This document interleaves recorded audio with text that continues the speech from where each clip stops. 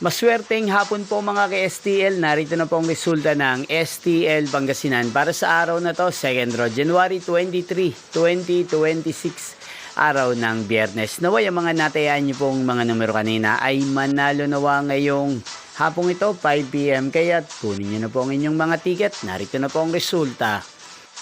Ang mga numerong nanalo sa STL Pangasinan ngayong hapong ito, January 23, 2026, 5 PM, second row result, 36 at 37 in exact order.